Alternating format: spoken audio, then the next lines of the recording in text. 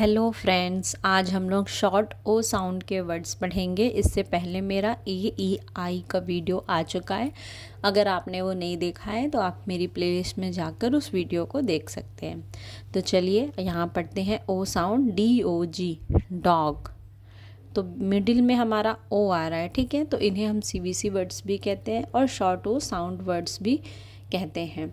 A to Z सिखाने के बाद, फोनिक साउंड सिखाने के बाद इस तरीके के वर्ड्स हमें बच्चों को सिखाने होते हैं, ठीक है।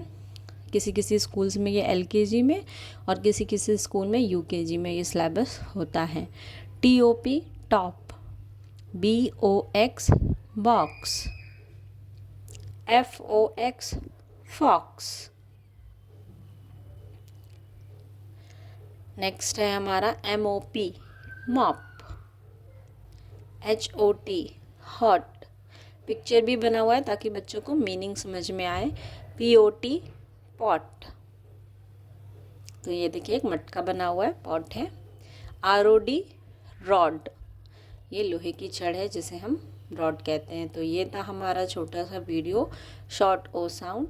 आप भी अपने बच्चों को पढ़ाइए, सिखाइए और इस तरीके की वर्कशीट बनाकर दे सकते हैं। वीडियो अच्छा लगा हो तो please like, share and subscribe करें।